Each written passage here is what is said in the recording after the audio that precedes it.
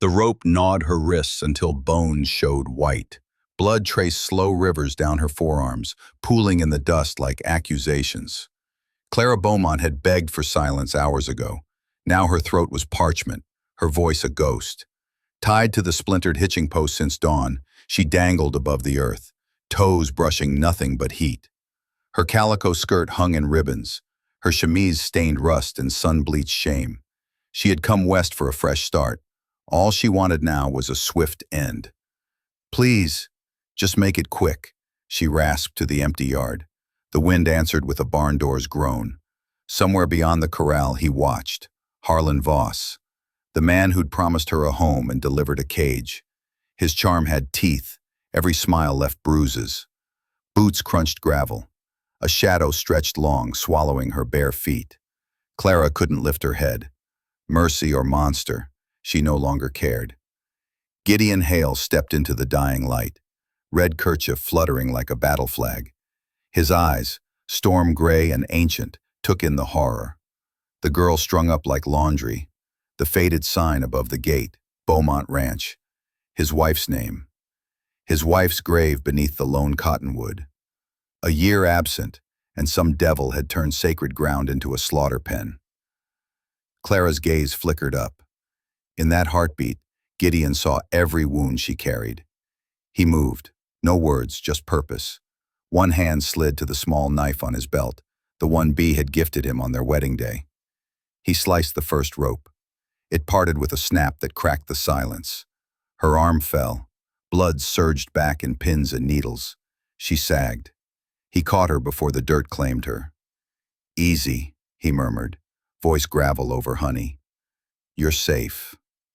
She shook her head, tears carving clean trails through grime. "Nowhere's safe. He always comes back." Gideon pressed his canteen to her lips. She drank like a woman reborn.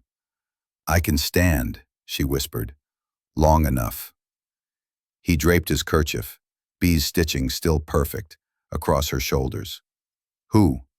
"Harlan Voss. Said this was his, said you were gone for good." Gideon's jaw turned to flint. "This land remembers my wife. It'll remember him too." A bottle rolled inside the barn. Boots scraped. Harlan was home. Gideon's eyes sharpened. Lawman reflexes never die. He leaned his old Henry repeater against the trough within Clara's reach. A nod, if you need it. Then he walked toward the sound, every step a promise. The barn reeked of whiskey and sweat. A saddlebag lay gutted, beans scattered like spent shells. Carved into the table, Devil's Keep. Gideon pried the knife free, smile cold as winter iron. Outside, hoofbeats, distant, closing. Harlan returning with muscle. Gideon straightened the ranch sign, thumb tracing Beaumont. "Not yours," he told the wind. Clara watched from the shade, fingers brushing the rifle stock. Fear still lived in her eyes, but fire too. Harlan rode in at twilight, 2 hired guns flanking. Dust swirled like smoke. He dismounted, grin oily. Didn't expect the ghost back. Gideon's hand rested easy on his Colt. Expected a thief. Found worse. Harlan laughed. "Land don't care who's dead. Girl neither."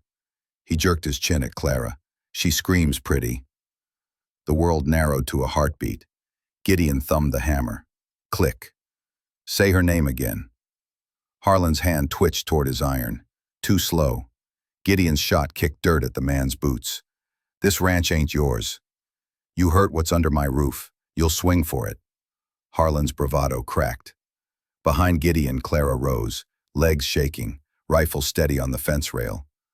"Don't move," she said, voice raw steel. The hired guns froze. Distant thunder. The marshal's posse, summoned by a saloon telegram. Harlan's knees hit dirt. The devil knelt. By moonrise, the ropes were burned, blood scrubbed from beams. Gideon carved one word beneath the ranch sign.